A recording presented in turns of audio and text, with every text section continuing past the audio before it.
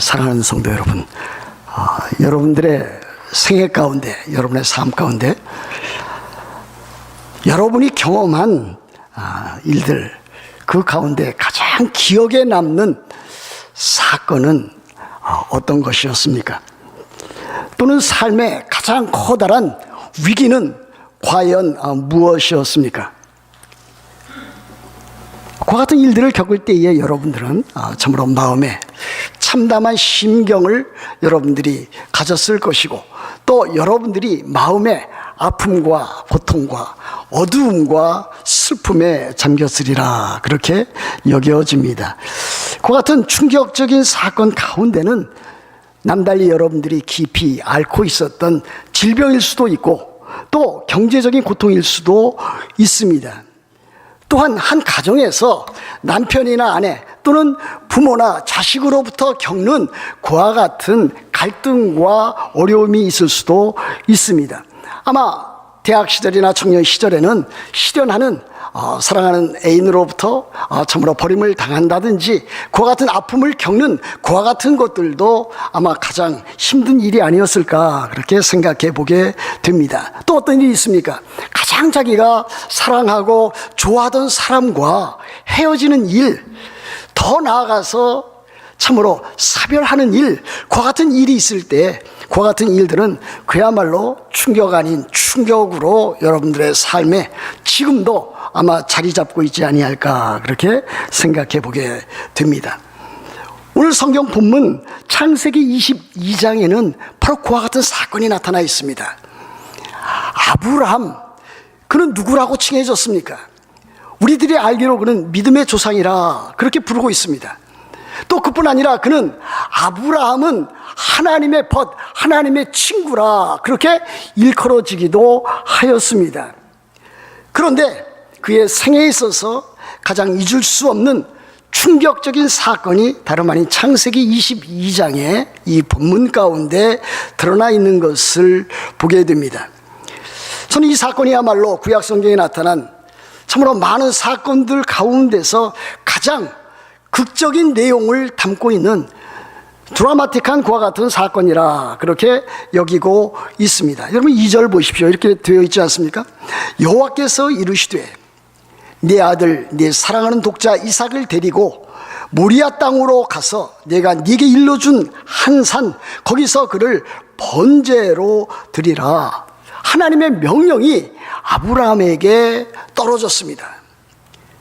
그의 아들, 그의 독자, 그가 가장 사랑하는 그 독자 이삭을 하나님 자신이 지시하시는, 일러준 그 한 산에 가서 그것도 번제로 드리라 그랬습니다. 이 번제는 무엇입니까? 통째로 그를 잡아서 죽여서 하나님께 드리는, 불로 태워서 죽이는 그와 같은 것입니다. 짐승이라면 그렇게 할 수 있었을 것입니다. 그러나 아들, 그것도 독자, 그가 가장 사랑하는 독자 이삭, 하나님께서 약속하신, 하나님께서 언약하신 그와 같은 것으로 말미암아 태어난, 그래서 성장한 그 아들을 그렇게 번제로 드리라고 하는 명령이 떨어졌습니다. 아브라함에게 있어서 이삭은 어떤 아들이었습니까? 그가 가장 소중히 여기던, 가장 사랑했던 아들이 아니겠습니까? 그는 그 자신과 그 무엇과도 바꿀 수 없는 그와 같은 것이 그 아들 이삭이었습니다. 세상에 그 무엇보다도, 세상에 무엇을 다 준다고 해도 그 아들을 넘겨줄 수 없는 그와 같은 것이 다름 아닌 그 아들이었습니다. 아니, 자기 생명보다도 자기 목숨보다도 더 소중한 존재였다고도 말할 수 있을 것입니다.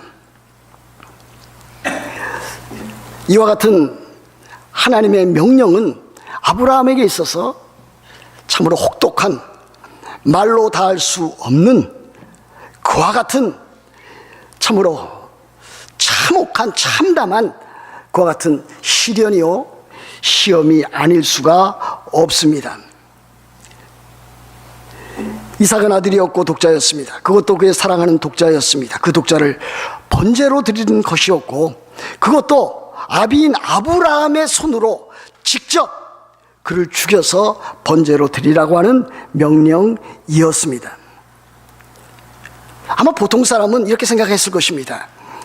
하나님의 성품에 비추어 보아서, 하나님의 언약에 비추어 보아서 하나님께서는 저러시다 마실 거야. 저렇게 하다가 그만두실 거야. 내가 이 일을 지금 한다고 그래도 도중에 하차해버리고 마실 거야. 그렇게 생각하기가 쉬웠을 것입니다. 그러나 아브라함에게 있어서 이 시험은 정말 리얼한 것이었습니다. 정말 시리어스한 것이었습니다. 하나님이 갖고 계신 그 계획과 하나님께서 지금 아브라함에게 요구하시는 그 명령을 아브라함은 곧이곧대로 받아서 그것을 준행하지 아니할 수 없는 그와 같은 위치에 놓여져 있는 것을 우리들은 찾아보아야만 할 것입니다. 우리는 하나님께서 아브라함에 대한 이와 같은 시험이 단순하게 시험에 낙방시켜서 그로 하여금 어려운 지경에 떨어뜨리기 위한 그와 같은 것이 아니었음을 우리들은 기억해야 될 것입니다. 하나님께서 아브라함을 죄와 불순종 가운데 떨어뜨려서 이와 같은 시험과 시련에 견딜 수 없도록 그렇게 만들기 위해서 지금 시도하고 있는 것이 아닌 것으로 우리들은 여겨야 될 것입니다. 여러분들도 마찬가지겠습니다만 저도 참으로 지금까지 이르기까지 많은 시험들을 겪어왔습니다. 테스트들을 많이 했습니다. 초등학교 때, 중고등학교 때, 대학교 때 여러 가지 시험이 많이 있지 않습니까? 짤막짤막한 퀴즈도 있었고 또한 중간 시험도 있었고 학기말 시험도 있었습니다. 그리고 또 중학교 들어갈 때는 입학 시험도 있었습니다. 대학교 들어갈 때도 입학 시험이 있었습니다. 심지어 이제 신학교에 들어가서 목사가 되기까지도 여러 가지 많은 과정 가운데 시험을 치루어야만 했습니다. 신학교를 졸업하고 나서 총회에서 실시하는 목사고시를 보아야 했습니다. 그것을 패스하니까 그 다음에는 또 노회에서 실시하는 또 다른 목사고시가 있어서 또 그것도 패스해야만 했습니다. 유학 와서 참으로 영어로 시험을 치르는 그와 같은 일들도, 힘든 일들도 겪어야만 했습니다.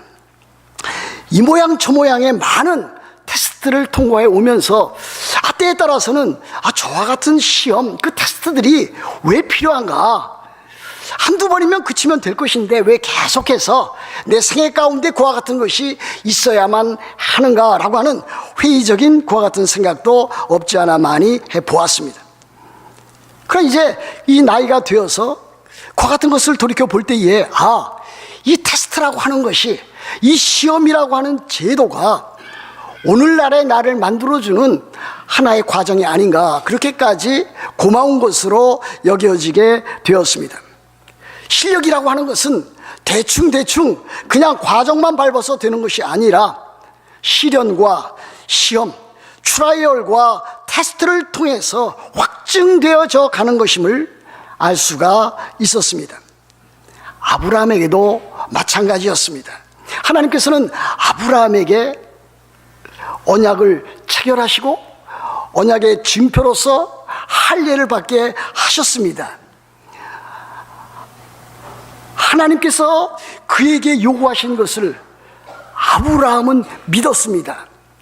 그래서 창세기 15장 6절에는 아브라함이 하나님을 믿음에 하나님께서 그것을 그의 의로 여기셨다 그랬습니다. 아브라함은 하나님을 믿어서 구원을 받고 하나님의 자녀가 되고 하나님의 백성이 되었습니다. 근데 남아있는 과정이 또 있었습니다. 믿음으로 구원을 받았다면 그 믿음으로 살아가는 그 모습을 통해서 그 믿음이 참으로 진실되다라고 하는 것, 사실이라고 하는 것을 입증해 나가야 하는 그와 같은 것들을 하나님께서 요구하셨습니다. 그와 같은 시험, 그와 같은 시련, 그와 같은 것이 다름 아닌 창세기 22장에 나와 있는 하나님께서 아브라함에게 명령하신 네 아들, 네 사랑하는 독자 이삭을 번제로 내게 바치라라고 하는 그와 같은 내용이었습니다. 하나님이 왜 그렇게 하셨을까요? 하나님 다 아실 텐데, 하나님은 아브라함에 되어질 모든 일들을 다 아셨을 텐데, 왜 하나님께서는 굳이 이와 같은 테스트, 이와 같은 시련을 하나님께서 아브라함에게 내어주신 걸까요?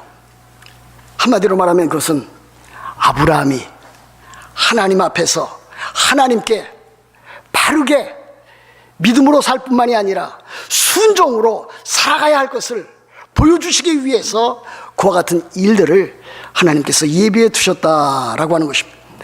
다시 말하면 하나님께서 아브라함으로 하여금 네가 진정 나에 대한 내가 명령한 바를 준행하는가 순종하는가 그와 같은 것을 알아보시기 위해서 지금 순종 여부를 테스트하고 있다 말씀드릴 수 있습니다.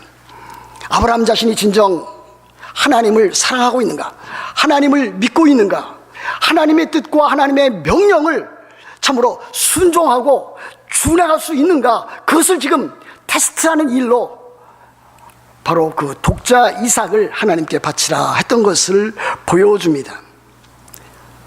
우리들의 믿음과 우리들의 신앙은 바로 이와 같은 데서 드러나게 됩니다. 시련과 시험과 역경과 이 모든 삶의 과정을 통해서 그 사람이 갖고 있는 그 믿음이 참된 믿음인지 거짓 믿음인지, 그 사람이 갖고 있는 그와 같은 참 그 믿음이 큰 믿음인지 작은 믿음인지, 환경과 시련을 이겨나갈 수 있는 믿음인지, 하나님의 명령과 계명과 율법을 참으로 잘 순종하고 준행해서 거룩함과 사랑의 삶을 살아갈 수 있는지, 그것을 지금 하나님께서 테스트해 보시기 위해서 종종 우리를 그와 같은 과정 가운데, 불과 같은 시련 가운데 우리를 두실 수가 있다라고 하는 사실입니다. 우리들은 말과 입술로 하나님을 사랑한다고 하는 고백을 수없이 할 수 있습니다. 아마 그렇게 지금까지 해왔을 것입니다. 우리들의 믿음을 우리들의 입술로, 우리들의 말로 그렇게 표현했을 것입니다. 그런데 그와 같은 말로, 입술로 표현됐던 그와 같은 것들이 진정 삶을 통해서, 행동을 통해서 이루어질 수 있는가? 그와 같은 것들도 믿음 못지않게 우리들의 신앙생활에서 중요하다라고 하는 것을 보여줍니다. 우리의 믿음은 항상 우리의 삶을 통해서, 우리의 행함을 통해서, 우리의 행동을 통해서, 우리의 행위를 통해서 나타나야만 한다라고 하는 사실입니다. 아브라함은 하나님으로부터 네 사랑하는 독자 이삭을 네 손으로 잡아 죽이라고 하는, 번제로 드리라고 하는 그와 같은 명령을 받았습니다. 네가 네게 지시하는, 네가 네게 이르는 한 산, 모리아산, 지금의 예루살렘, 그곳에 가서 네 아들 사랑하는 독자를 드리라고 하는 명령을 받았습니다. 여러분, 이 명령을 받았을 때에 아브라함은 그 자리에서 대번에 예, 제가 그렇게 하겠습니다, 그렇게 나왔겠습니까? 저는 그렇게 하지 못했다고 여겨집니다. 그 명령을 받들고 이 아브라함은 그야말로 실존적인 기나긴 그날 밤, 고뇌의 밤을 그는 밤새도록 참으로 고통과 고뇌 가운데 지냈다고 저는 그렇게 생각해 보게 됩니다. 그렇지 않겠습니까? 보통 일이 아니지 않습니까? 참으로 엄청난 그와 같은 것을 지금 하나님께서 요구하시는데, 그와 같은 일들을 참으로 받들어서 실행해 나가는 일이 대본의 명령을 받자마자 이루어졌다, 저는 그렇게 믿지를 않습니다. 그 한밤에 그는 참으로 고뇌와 고통스러운 그와 같은 시간들, 순간순간들을 보내었을 것입니다. 그러나 실존적인 기나긴 고뇌의 밤을 통과하고 새 아침, 순종의 그 아침, 새날이 밝아왔습니다.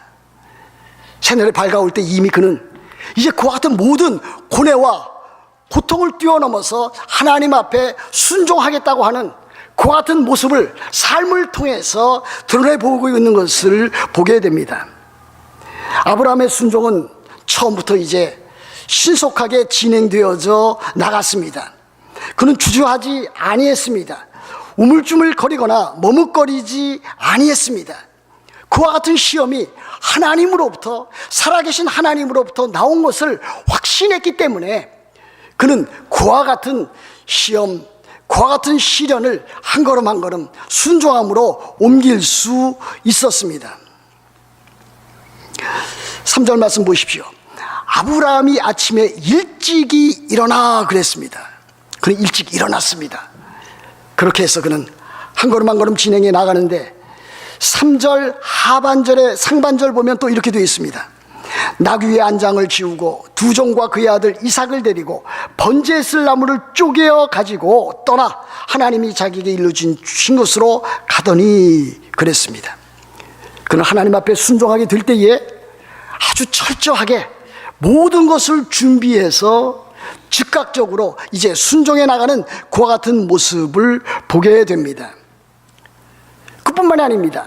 그가 그와 같은 시험과 시련이 임했을 때에 그는 그 시험과 시련이 목표하고 있던 그 장소까지 나아갔습니다. 그것이 3절 하반절에 나타나 있지 않습니까? 하나님이 자기에게 일러주신 곳으로 가더니 그랬습니다.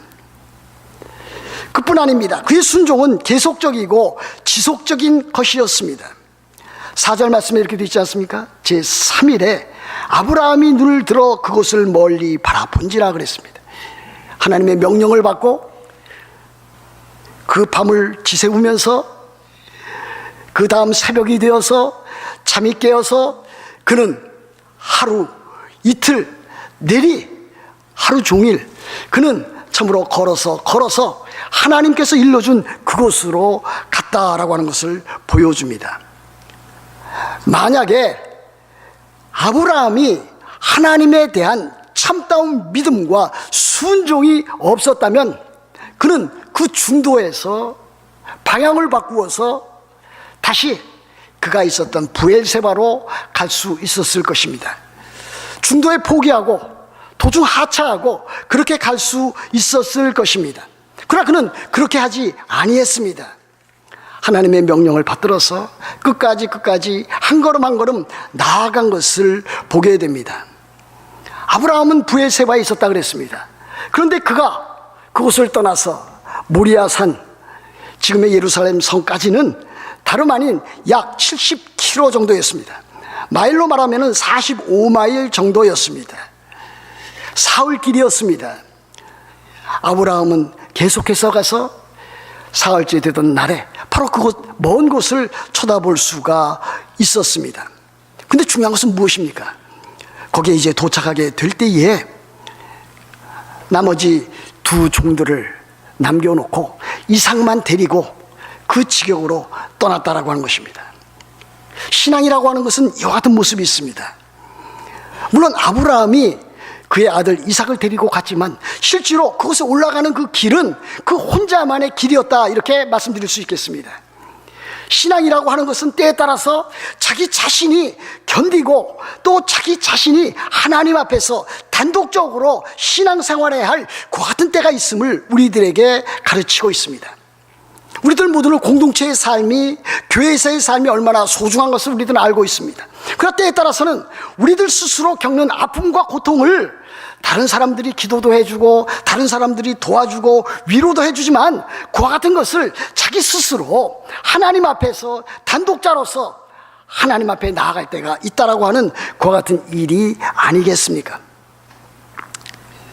그의 순종은 단독자로서 하나님 앞에 나아가는 길이었습니다. 근데 5절 보십시오. 아주 흥미로운 대목이 거기에 나타나 있습니다.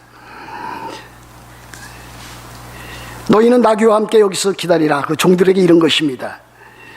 내가 아이와 함께 저기 가서 예배하고 우리가 너희에게로 돌아오리라 그랬습니다. 놀랍지 않습니까? 여기 우리라고 하는 표현이 나오고 있습니다. 지금 아브라함이 모리아 산상에 가서 자기 아들 이삭을 하나님 앞에 번제로 드린다면 그는 혼자만 돌아올 수밖에 없었습니다. 그런데 아브라함은 그 종들에게 이를 때에 어떻게 지금 언급하고 있습니까? 우리가 너희에게로 돌아와. 우리가 누굽니까? 아브라함과 그의 아들 이삭을 말합니다. 번제로 바친 다음에 분명히 그 아들 이삭을 데리고 올 수가 없는 형편이 되고 말 것이었습니다. 그럼에도 불구하고 아브라함은 우리가 번제를 드리고 난 다음에도 이삭과 함께 돌아오리라, 그렇게 지금 종들에게 말하고 있는 것입니다. 여러분, 이것은 무엇을 보여줍니까? 히브리서에 보면은 바로 이와 같은 대목을 일컬어서 아브라함이 부활신앙을 가지고 있다라고 하는 것을 증거해 주고 있습니다. 자기가 비록 번제로 이삭을 하나님 앞에 바친다 할지라도 하나님께서 그를 다시 살리셔서 그를 참으로 이곳에 참으로 데리고 올 것이라고 말하고 있다고 하겠습니다. 그래서 히브리서 11장 19절에 이와 같은 말씀이 있습니다. 아브라함은 하나님이 이삭을 죽은 자 가운데서 다시 살리실 줄로 생각한지라 비유컨대 죽은 자 가운데서 도로 받은 것이니라 그랬습니다. 아브라함은 이와 같은 신앙을 갖고 있습니다. 이것이 놀라운 것 아니겠습니까? 구약시대입니다. 예수 그리스도께서 탄생하시기 2000년 전의 사건입니다. 그와 같은 사건 가운데서도 아브라함은 하나님에 대한 신앙, 아브라함은 이 부활에 대한 참된 신앙을 가지고 있었다라고 하는 것입니다. 여러분들도 우리 주님께서 영광스럽게 다시 오실 때에 여러분 스스로 육체적인 부활을 가질 것을 여러분들은 믿고 있습니까? 여러분들은 예수 그리스도께서 다시 오실 때에 여러분들이 온전한 사람이 되어서 참으로 새하늘과 새 땅 가운데 영원토록 삼위일체 하나님과 함께 교제하고 삶을 누릴 것을 여러분들은 믿고 있습니까? 아브라함은 그랬다라고 하는 사실입니다. 이것이 우리들에게 주는 오늘의 삶이 아닐 수 없습니다. 여러분 9절과 10절에 보면은 아브라함의 순종이 절대적인 순종이었다라고 하는 것을 우리들에게 가르치고 있습니다. 하나님이 그에게 일러주신 곳에 이른지라 이 아브라함이 그곳에 제단을 쌓고 나무를 버려놓고 그의 아들 이삭을 결박하여 제단 나무 위에 놓고 손을 내밀어 칼을 잡고 그를 잡으려 하니 그랬습니다. 지금 아브라함은 이삭을 하나님 앞에 번제로 바칠 때에 그냥 모양새만 갖춘 것이 아닙니다. 아브라함은 실제로 그를 잡아서 하나님 앞에 번제로 드리려고 했습니다. 여기 잡는다라고 하는 것은 죽인다라고 하는 말과 동일한 말입니다. 그래서 단을 쌓고 그 다음에는 이삭을 묶어서 단 위에 올려놓고 칼을 빼어들고 이삭을 잡으려고 했던 것을 우리들에게 보여줍니다. 이것은 아브라함의 실제적인, 아브라함의 적극적인, 아브라함의 절대적인 하나님 앞에서의 순종을 우리들에게 보여줍니다. 바로 우리들의 믿음은 그렇게 나아가야 됩니다. 참으로 어려운 일이 아닐 수 없습니다. 평상시에 좋을 때에, 참으로 평온할 때에 여러분들의 일들이 참으로 하나둘 잘 이루어져 나갈 때에 그 믿음은 순종으로 잘 표현될 수 있습니다. 그러나 중요한 것은 참으로 여러분들이 삶의 위기에 있을 때, 가정의 위기에 있을 때, 여러분들의 비즈니스나 여러분들의 신앙상에 어려움이 있을 때에 그와 같은 것들이 순종으로 여러분들이 갖고 있다고 하는, 믿고 있다고 하는 그 믿음이 순종으로, 행함 있는 믿음으로 나타날 수 있는가라고 하는 것이 매우 소중한 것이라 할 수가 있겠습니다. 바로 아브라함은 그와 같은 믿음을 갖고 있었고 그 믿음을 순종으로 행함으로 실천에 옮겨 나갈 수 있는 그와 같은 믿음을 갖고 있은 것을 우리들은 알아야 될 것입니다.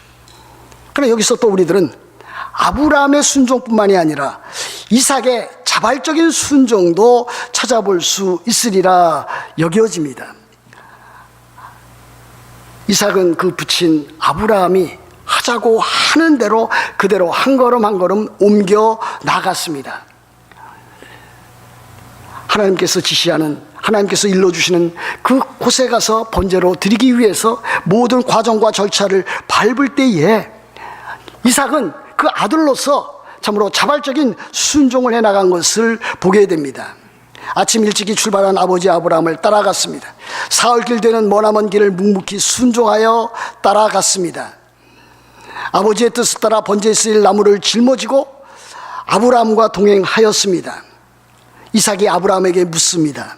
내 아버지여. 아브라함이 대답을 합니다. 어떻게 대답을 합니까? 내 아들아, 내가 여기 있노라. 이삭이 또 묻습니다. 이와 같은 질문 좀 안 했으면 좋겠는데 아브라함으로서는 그 아들 이삭이 아브라함에게 질문을 합니다. 참으로 참 어려운 곤혹스러운 뼈아픈 질문입니다. 이삭이 이르되 불과 나무는 있거니와 번제할 어린 양은 어디 있나이까? 어떻게 대답해야만 되겠습니까? 아브라함은 이삭에게 이렇게 대답을 하는 것을 보게 됩니다. 어떻게 대답하고 있습니까? 내 아들아, 번제할 어린 양은 하나님이 자기를 위하여 친히 준비하시리라. 아브라함은 지금 그 아들 이삭에게 최선의 답변을 지금 하고 있다고 하겠습니다. 이삭은 그 아브라함의 그 요구에 따라서 이제 그 제단에, 번제로 드릴 그 제단에 올라갔습니다. 아브라함이 칼을 들어 이삭을 죽이려 할 때에 이삭은 그것을 뿌리칠 수 있었습니다. 그렇지 않았겠습니까? 학자들은 이야기를 하기를 이때가 아브라함의 나이 115세 정도 되었을 것이다. 그리고 이삭은 15세 정도 되었을 것이다. 이렇게 추정하고 있습니다. 그것이 만일 맞다면 이삭은 아브라함의 그와 같은 행동에 대해서 뿌리치고 그 죽음의 순간에 그것을 내팽개치고 그것에서 내려와서 참으로 그와 같은 일이 일어나지 않도록 그렇게 했었을 것임에 틀림이 없습니다. 그러나 그는 그렇게 하지 아니했습니다. 이삭은 순종을 하였습니다. 아브라함에게 말없이 순종을 하였습니다. 참으로 아름답지 않습니까? 요즘 같아서 이와 같은 아들을 둔 부모 있습니까? 그렇지 못할 것입니다. 그러나 이삭은 그렇게 하였습니다. 죽음 앞에서도 자발적인 순종으로 참으로 나아간 이삭의 순종, 그것은 우리들이 본받아야 될 또 다른 순종의 모습입니다. 우리들은 여기에서 참으로 가장 중요한 단어들을 몇 가지를 발견하게 됩니다. 그것은 1절에 나오는 테스트 시험입니다. 그리고 12절에 나와 있는 경외라고 하는 단어입니다. 그리고 18절에 나와 있는 또 준행이라고 하는 그와 같은 말입니다. 아브라함이 순종을 했습니다. 이삭도 순종을 했습니다. 그렇게 해서 결국은 어떠한 일이 벌어지게 된 것입니까? 아브라함이 순종하고 이삭이 순종하게 될 때에 하나님께서 그와 같은 일들을 중지시킨 것을 우리들은 보게 됩니다. 어디에 나와 있습니까? 여호와의 사자가 아브라함을 부릅니다. 아브라함아 아브라함아. 11절입니다. 아브라함이 이르되 내가 여기 있나이다. 12절 사자가 이르시되 그 아이에게 네 손을 대지 말라. 그에게 아무 일도 하지 말라. 네가 네 아들 네 독자까지도 네게 아끼지 아니하였으니 내가 이제야 네가 하나님을 경외하는 줄 아노라. 그리고 하나님께서는 미리 예비해 두신 수풀에 걸려 있었던 숫양 한 마리를 대신 번제로 사용하도록 그렇게 하신 것을 보게 됩니다. 실제로 이 일은 진행되어진 것과 다름이 아닙니다. 이삭은 번제로 드려진 그와 같은 모습입니다. 아브라함은 자기 아들 독자를 번제로 드린 것과 다름이 없습니다. 그건 왜 그렇습니까? 네가 네 아들 네 독자까지도 내게 아끼지 아니하였으니 내가 이제야 네가 하나님을 경외하는 줄을 아노라. 아브라함은 그와 같은 일들을 통해서 자기 아들 그 독자를 아끼지 아니했다, 자기 자신이 참으로 희생했다라고 하는 것을 보여줍니다. 그러면 우리들은 이 사건을 통해서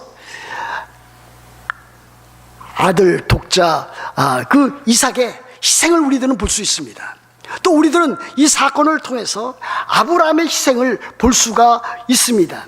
또 우리들은 이 사건을 통해서 이 사건이 우리들에게 보여주는 예수 그리스도의 십자가 사건을 우리들에게 보여주고 있기 때문에 이 사건 가운데 예수 그리스도의 희생을 우리들은 볼 수가 있습니다. 그뿐입니까? 아브라함의 희생을 통해서 우리들에게 보여주는 것은 아브라함이 그 아들 독자 이삭을 아끼지 아니한 것처럼 하나님께서도 그 아들 독생자 예수 그리스도를 아끼지 아니하시고 우리들을 위해서 보내주신 그 하나님의 그 희생을 우리들은 여기에서도 찾아볼 수 있다, 그렇게 여겨지는 것입니다. 이 과정 걸음걸음을 보면은 예수 그리스도께서 이 세상에 오셔서 마지막 십자가에서 못 박혀 돌아가신 그 사건과도 연결되어지는 것을 우리들은 알 수가 있겠습니다. 그렇지 않습니까? 부엘세바를 떠나서 모리아 산상까지 가서 모리아 산상에서 번제로 드려지는 그 이삭의 모습은 다름 아닌 우리 주 예수 그리스도께서 갈보리 언덕에서 십자가에 못 박혀 돌아가시고 우리를 대신해서 십자가에 죽으신 그 구원의 그 십자가를 보여주는 것이 아니겠습니까? 그 십자가를 통해서 우리 주님의 그 죽으심을 통해서 하나님께서 그 아들 독생자 예수 그리스도를 아끼지 아니하시고 우리를 사랑하신 그 사랑을 우리들은 여기에서 찾아볼 수 있지 않겠습니까? 그래서 로마서 5장 8절에 어떤 말씀이 있습니까? 우리가 아직 죄인 되었을 때에 그리스도께서 우리를 위하여 죽으심으로 하나님께서 우리에게 대한 자기의 사랑을 확증하셨느니라 그랬습니다. 이 본문을 통해서 우리들은 참으로 많은 것을 배워나갈 수 있습니다. 복음을 우리들은 알아갑니다. 또 복음을 알 뿐만이 아니라 믿을 뿐만이 아니라 복음에 합당한 삶이 무엇인지 우리들은 찾아가 보게 되는 것입니다. 여러분들이 믿음으로 말미암아 의롭다함을 받았습니까?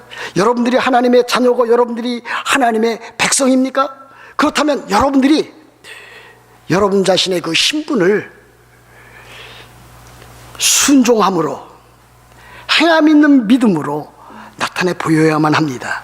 이것이 진정한 그리스도인의 삶입니다.